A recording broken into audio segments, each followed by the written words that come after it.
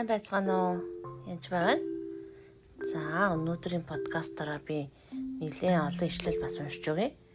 Бараг би тайлбарлаж өгснөөс эсний үгийг уншаад өгчвөл илүү дээр юм шиг санагдлаа. 1-р Тесалоникийн 5:11-с 28. Яагаад гэвэл Бурхан биднийг уур хөлнгийн төлөө бус, харин бидний эзэн Есүс Христээр дамжуулан авралыг олж авахын төлөө томилсон юм. Биднийг сэрүүнч бай, унцсанч бай, өөртөө хамт амьдруулахын тулд тэр бидний төлөө өгсөн мөлий. Тиймээс та нар одоо ч үлдэж байгаа шигээ нэг нэгээ тайтгаруулж, нэг нэгээ барьж байгуулагдав. Тэгэхээр бид биенийгээ тайтгаруулж, бас биенийгээ босгон байгуулдаг байх нэ.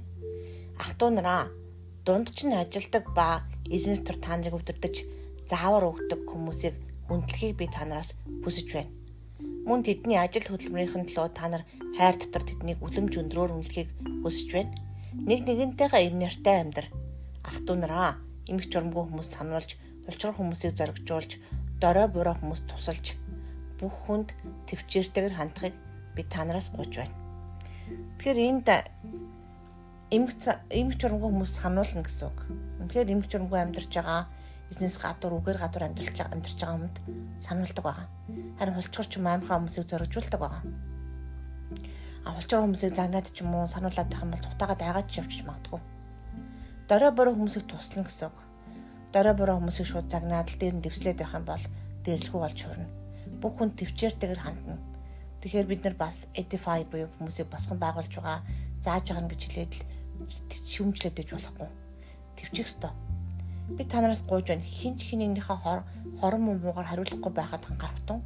Харин үргэлж нэг нэгэндээ болон бүх хүний төлөө сайн зол руу тэмүүлдэг байхтун. Үргэлж баяртай бай. Бүх зүйл талхлаа илэрхийл. Учир нь энэ бол та нарын төлөө Христ Есүс доторх Бурхны хүсэл мөн. Иш үзүүлгийг бүү басамжил. Харин бүхнийг шалгах, сайн барихтун. Бузар муугийн альва хэлбэрийг зэрлэхтун. Амар тавны Бурхан өөрөө та нарыг бүрэн ариусгаг.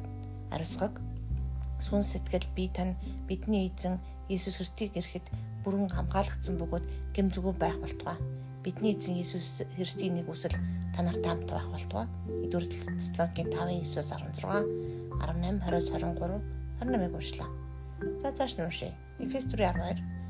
Тэр заримыг нь илч, заримыг нь иш үзүүлэх, заримыг нь сайн мэдээг тунгалах, заримыг нь хончин ба багш болгожээ. Эдгээр нарийн хүмүүсийн үйлчлэгийг ажил бэлтгэж Христийн биеийг босгон байгуулахын тулд юм. Тэгэхээр энд байгаа албан тушаалууд ч гэсэн гол зорилго нь бид Христийн биеийг байгуулах, бүр босгон байгуулах, бус тэднэрт үйлчлэхийн тулд байгаагыг мартаж болохгүй. Тэгэхээр бэлэг аваас томилогдсон албан тушаалаа дарга зэрэг гэж битгий бодороо бид үйлчлэж биеийг босгон байгуулахын төлөө байгаа шүү. 1-р Коринт 8:1. Ийм бэгээс унши мэдлэг их хэрэгтэй бол харин хайр сурамжлаа. Тэгэхээр мэдлэгтэй хүн толгоондоо мэдлэгтэй хүний тухай ярьж байгаа их хэрэгтэй, харин хайр сурамжилж тэрийг босгон байгуулдаг байгаа.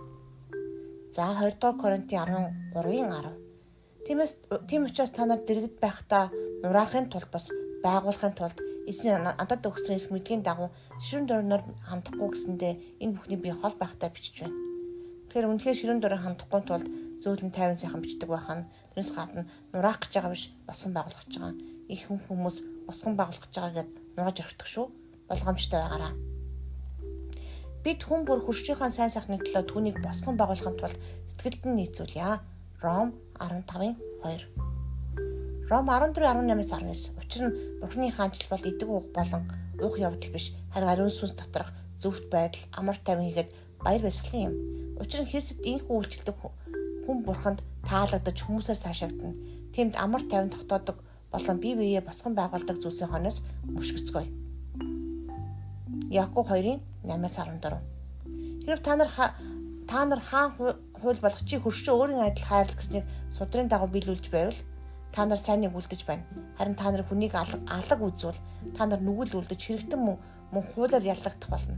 Учир нь бүх хуулийг сахивч нэгэн дээр нь бүдрэх юм боловч бүх хуулийг зөрчсөн болно. Учир нь өршөөлгүй хүнд өршөөлгүй шүүлт байх болно.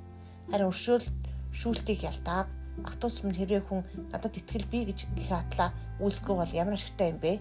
Тийм итгэл түүнийг авч чадна гэж юу?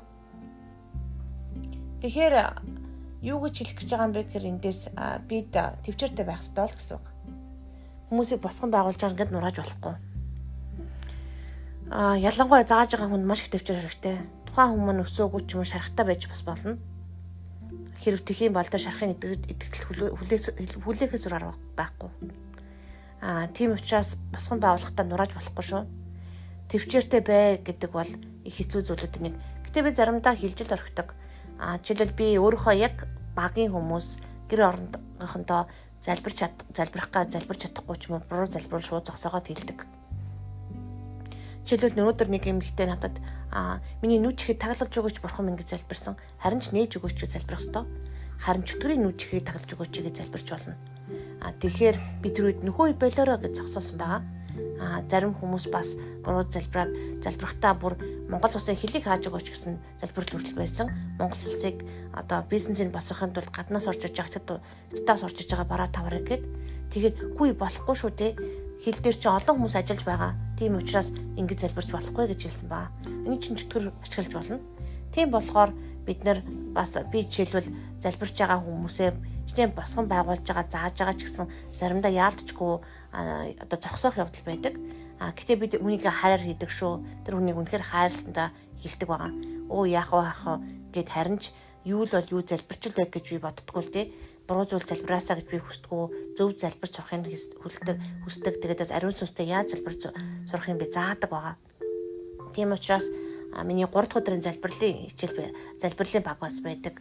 2 дахь өдөр ирчүүдийн уулзалт байдаг. Тэгээд 5 дахь өдөр маань бас бидний библи стади болдог. Бидний бурхны үгээс хуваалцахаас гадна өдрөглөлтийн цаг байгаа. Тэгээд өдөр болгоны подкаст минь сонсдог хүмүүс бас тэр хичээлүүд минь орж иж болно шүү. Тэгээд подкаст минь үргэлжлүүлэн хуваалцаараа гэж үнэхээр хүсэж байна.